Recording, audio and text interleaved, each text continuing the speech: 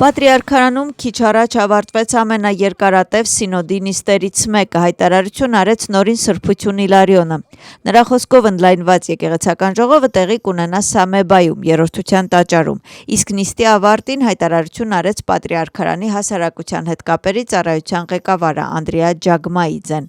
Նա ասում է, սինոդի նիստում որոշել են հաջորդ սինոդի նիստի եւ ընդլայնված ժողովի անցկացման որոշակի ընթացակարգեր, դրանց թվում են մանդատային ձայների հաշվարկի եւ խմբագրական հանձնաժողովների ձևավորումը։ Կորոշվի հանձնաժողովներում ընդգրկվելիք անդամների հարցը։ Պատրիարքի ընտրությունը հեշտ բան չէ, ձայները պետք է հաշվարկվեն, հատկապես որ ընդլայնված նիստին շատ պատվիրակներ կլինեն։ Ամեն ինչ պետք է լինի կարգին, ոչ մի մակարդակում երկիմաստություն չպետք է լինի։ Հետևաբար կազմակերպչական առումով շատ բան կա անելու եւ այս թեմաների շուրջ համաձայնություն է անհրաժեշտ։ Մենք գիտենք, որ ընդլայնված նիստը տեղի կունենա երրորդության տաճարում, իսկ հաջորդ սինոդի նիստը ապրիլի 14-ին, նշել է Ջագմայիձեն։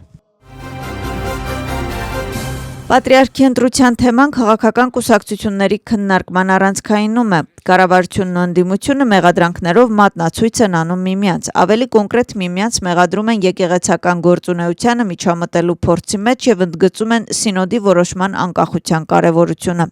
Կարեւոր է, որ ոչ ոք չմիջամտի եկեղեցու որոշմանը, այդ թվում այն որոշումը, որ կկայացվի այսօր, ասել է խորհրդարանի նախագահ Շալվա Պապուաշվիլին։ Նրա խոսքով արդեն կարելի է ասել, որ կան արտաքին միջամտության փորձեր։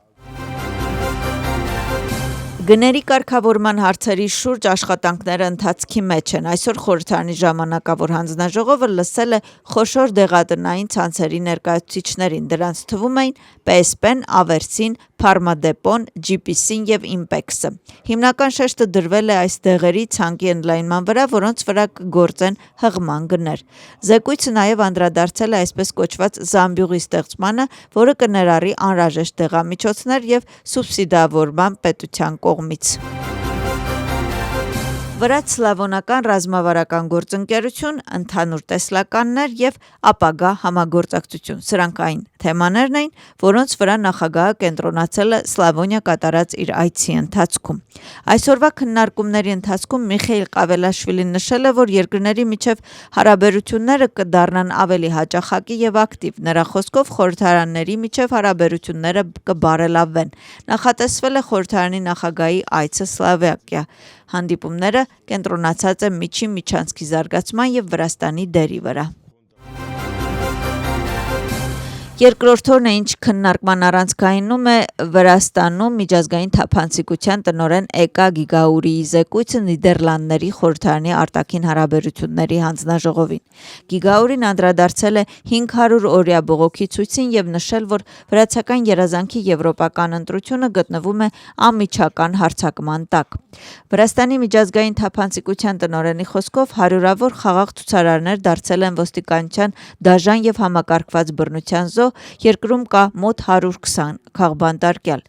Վրաստանում միջազգային թափանցիկության տնօրենի խոսքով միջազգային հանրությունը պետք է հաշվի առնի ԵԱՀԿ-ի Մոսկվայի մեխանիզմի զեկույցի եզրակացությունները, որոնք հստակ նկարագրում են մարդու իրավունքների համակարգային խախտումները։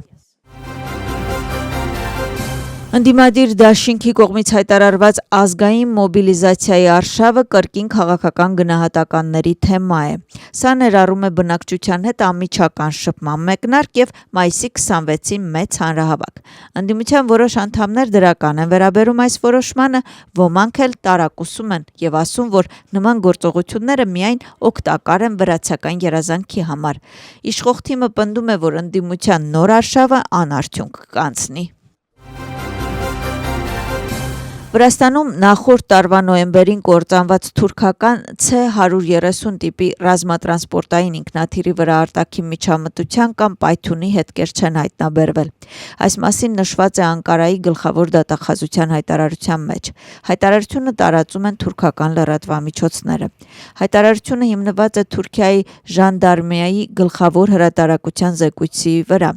Անկարայի գլխավոր դատախազությունը եւ ռազմական հանցագործությունների հետաքննության բյուրոն շարունակում են միջադեպի հետ կապված քննությունը։ Մերձավոր Արևելքում իրավիճակը մնում է բարդ, պատերազմից անցել է 35 օր, Իրանը հրթիռային հարձակում է իրականացրել կենտրոնական Իսրայելի վրա, կլաստերային մարտագլխիկով հրթիռ չի կարողացել հետ մղվել, հարձակումը վնասել է տներ, ճանապարհներ և մեքենաներ։ Ուկրաինան դիմել է Միացյալ Նահանգներին խնդրանքով, որ Ռուսաստանը հրադադար հայտարարի զատկական օրերին։ Ուկրաինայի նախագահը այս մասին ասել է լրագրողներին իր զրույցում։ Ըստ Վոլոդիմիր Զելենսկու, Կիևի առաջարկը զատիկի տոների ընթացքում հրադադարի մասին ուժի մեջ է մնում, սակայն նրա խոսքով ռուսական կողմը հավանաբար պատրաստ չէ դրան։ Նախկինում հայտարարված ժամանակացույցի համաձայն ազգային սննդի գործակալությունը սկսել է շների պատվաստումը տարածաշրջաններում և տեղափոխումը ստերիլիզացիա, կաստրացիա, ինչպես նաև մանիպուլյացիաների համար։ Գործակալության տվյալներով ընթացակարգը իրականացվում է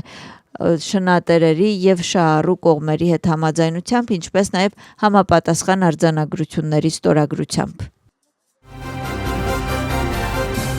Ազգային օլիմպիական կոմիտեում Վրաստանի օլիմպիական փառատոնի շնորհանդես է ընթանում։ Բաթումիում միջոցառումը կանցկացվի հունիսի 2-ից 6-ը, մրցումը կանցկացվի 17 մարզաձևերում, որտեղ մեր երկրի տարածաշրջանային թիմերի 1200 մարզիկ կպայքարեն հաղթանակի համար։ Փառատոնի բացման արարողությունը կկայանա Բաթումիի նոր ֆուտբոլային մարզադաշտում, իսկ փակման արարողությունը Բաթումիի բուլվարում։